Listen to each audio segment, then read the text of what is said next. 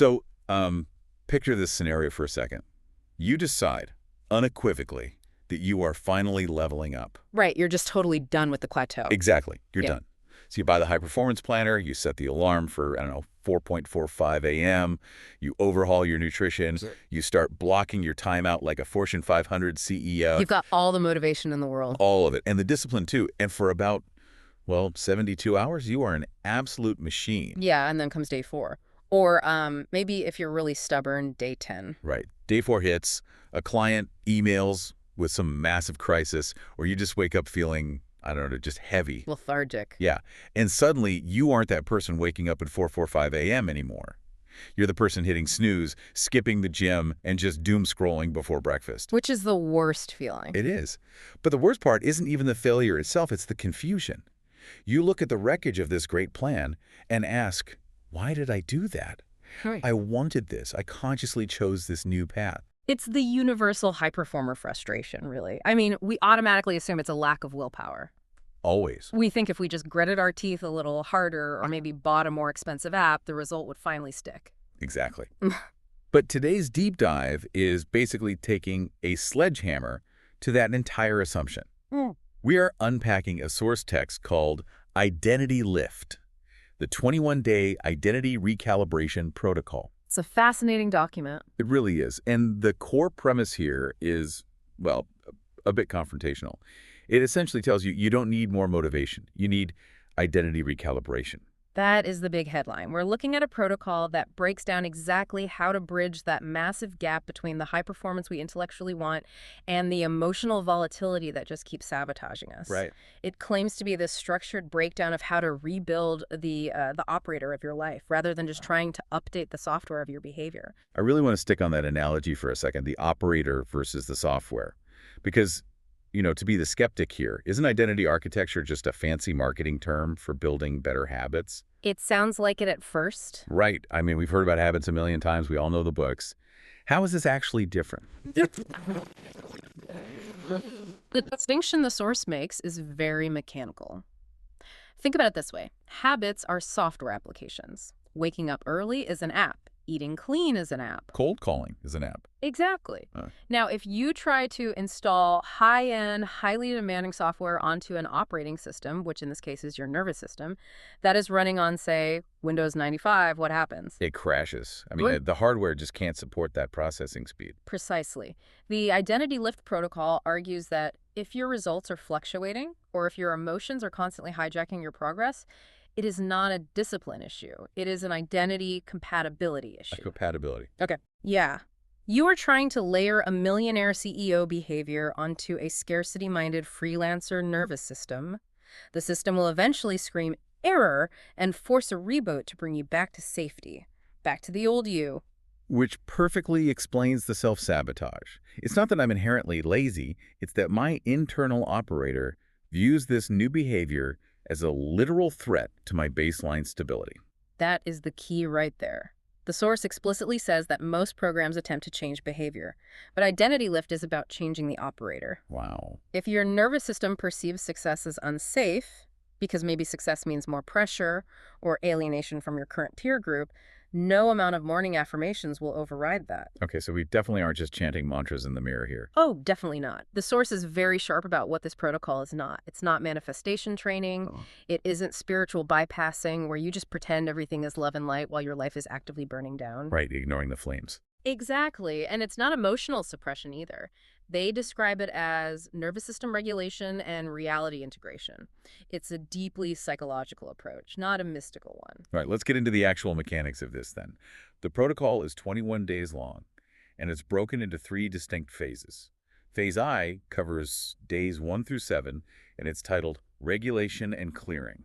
The underlying logic here is pretty blunt. You cannot install a new identity into a reactive nervous system. Which makes sense. If you're constantly stressed or reactive or stuck in fight or flight mode, you can't build anything new. You have to stop the bleeding before you perform the surgery. That's a great way to put it. Yeah. So the goal of week 1 isn't to suddenly become a titan of industry. It's just stabilization, getting to zero. Getting to zero, yes. And one of the techniques they outline for this is called somatic reset protocols. Specifically, they mention saltwater clearing rituals. Okay, I have to pause you there. Because to the skeptical listener, and honestly to me as well, that sounds a bit like witchcraft. Or at best, a really nice spa day. What is the actual mechanism here? Are we talking about a placebo effect, or is there a real physiological trigger? It's completely valid skepticism, but the protocol leverages what's called a somatic state shift. You see, the nervous system doesn't speak English. It speaks in raw sensation. Sensation like what? Temperature, texture, buoyancy. The source argues that water, and salt specifically, acts as a high-friction sensory input. High-friction sensory input. Yes. It essentially forces the brain to switch focus from internal ruminating loops, those, why did I say that in the meeting, thoughts, to immediate external sensation. Oh, I see. So it's less about the spiritual vibes of the salt and more about literally shocking the system out of a beta wave stress loop? Exactly. It's a biological pattern interrupt. It resets the vagus nerve. If you've had a day where you absorbed a ton of stress, your body is physically holding that charge. The ritual is a physical signal to the operator that says, the danger has passed. We are resetting now. Okay, that makes a lot more sense. Yeah. It's a hard reset for the hardware. Yeah. Now, the other big technique mentioned in Phase I is mirror observation integration. This is usually where people get really uncomfortable. Well, yeah. Staring at yourself in a mirror usually devolves into either picking apart your flaws or trying to hype yourself up like a high school football coach. And the protocol specifically says do neither of those things. The instruction is to look at yourself to interrupt reactive identity loops. The core goal is emotional neutrality. Neutrality, not positivity. Right. You aren't trying to be happy, you're just trying to be calm and present with the person in the class. I think that's such a crucial distinction. We usually try to swing wildly from I feel terrible to I feel amazing. And this protocol says, no, just get to neutral first. Because you can't go from -10 to +10 in one massive jump. You have to stabilize at 0.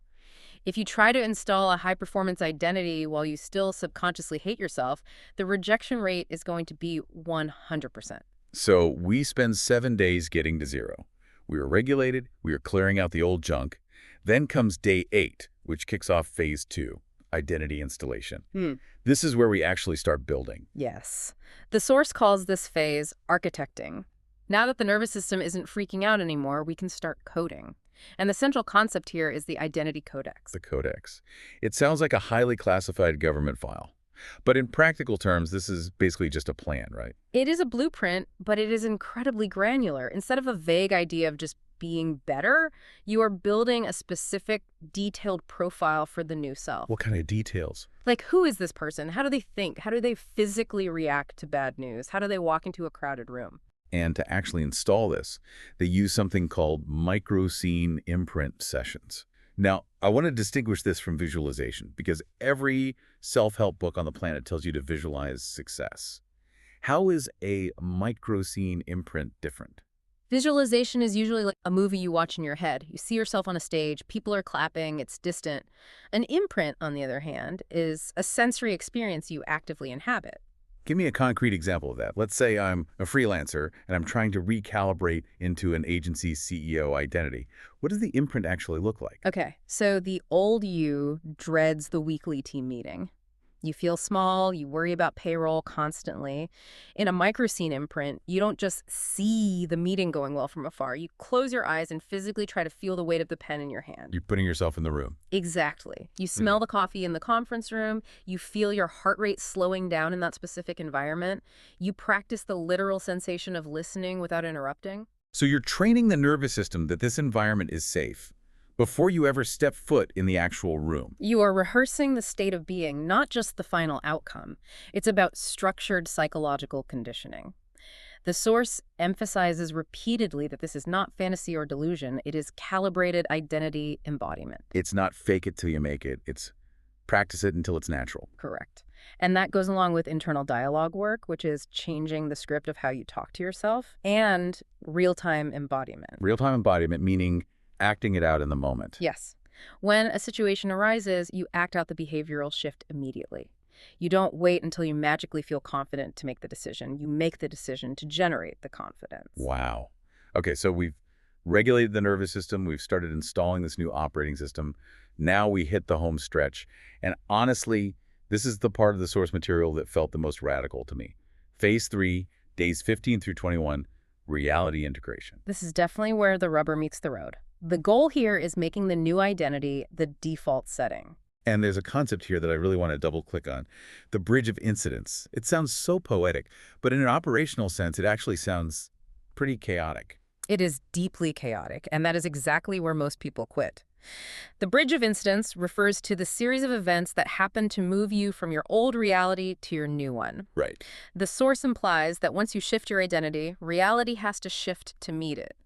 But, and this is the vital part, that shift creates friction. So going back to our freelancer to CEO example, if I successfully recalibrate my identity to CEO, that doesn't mean massive checks just immediately start showing up in the mail. No. In fact, the bridge of incidents might look like your two biggest, most annoying clients firing you on the exact same day. Which feels like an absolute disaster. The old identity would panic and scramble to get them back. Exactly. The old identity calls it a disaster.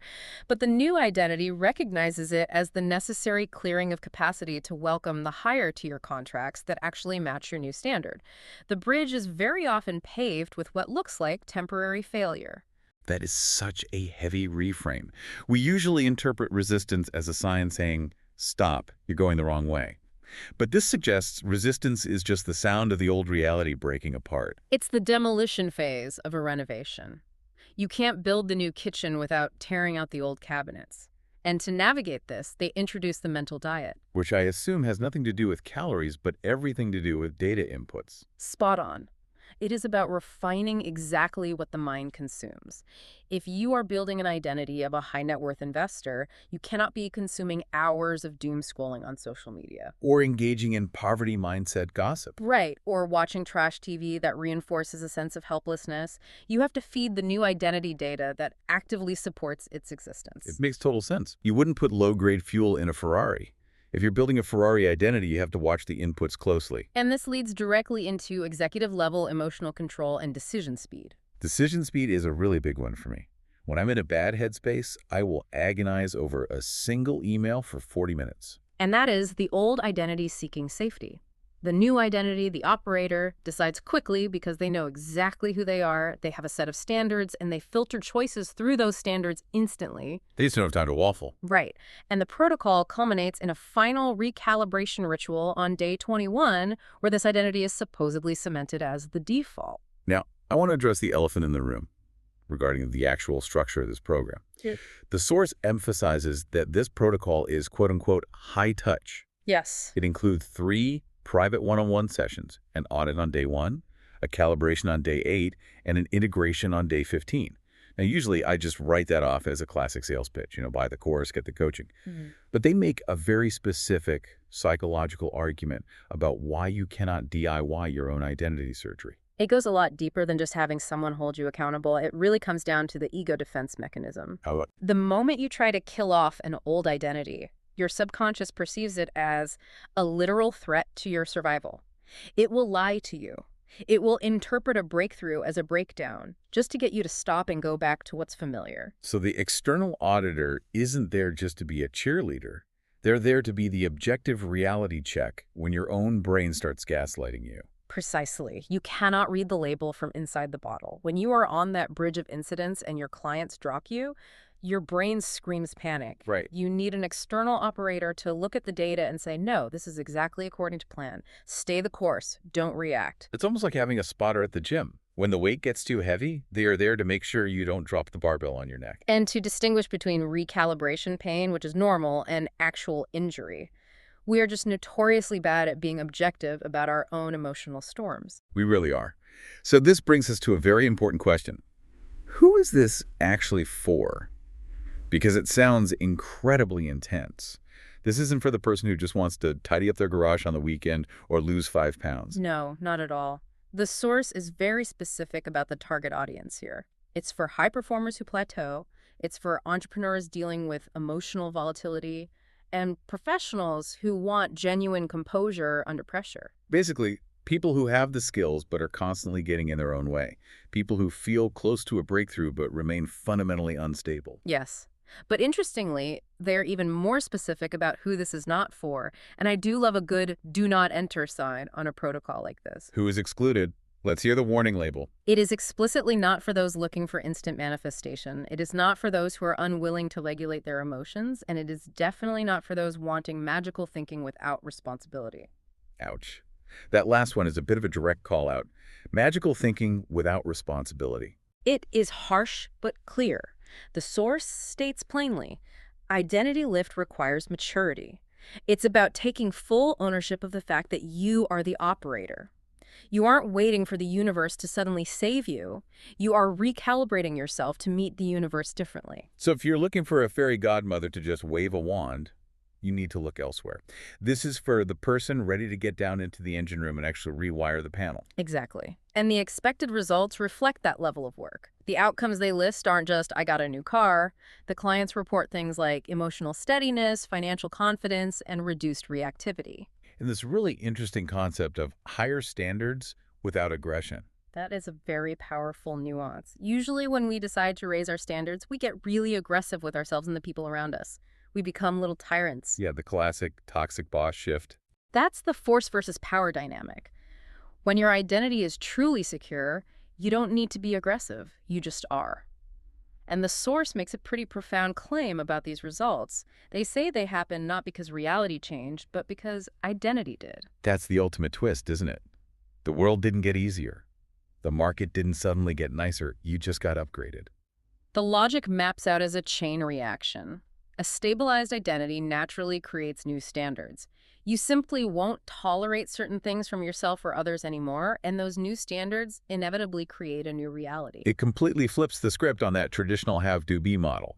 We usually think, when I have the $1 million, I will do the cool things, and then I will finally be a successful person. And this protocol completely reverses it. Be the person first. Install the operator. The doing flows naturally from that new identity, and the having is just the inevitable downstream result. Wow. So let's bring this all the way back to the listener right now. We've gone through the frustration of the 4-day failure, the mechanics of somatic regulation, the chaos of the bridge of incidents, and the absolute need for external auditing. What does this all mean for someone listening right now who just feels profoundly stuck? It means that trying harder with the exact same identity is a trap. If you are struggling, you need to stop looking at your to-do list and start looking at your nervous system. That's a huge shift in perspective. Ask yourself, are you operating from a place of safety and stability, or are you just constantly reacting? Because you can't build a skyscraper on a swamp. You have to drain the swamp, regulate the system before you can even think about building the penthouse. And realizing that the swamp isn't a permanent character flaw, that it's just a nervous system pattern, is actually pretty liberating. It means it's fixable.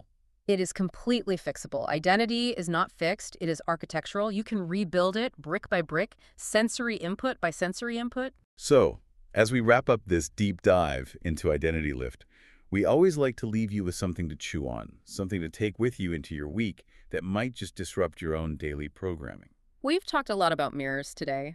The mirror exercise in phase I, and reality just being a reflection of identity.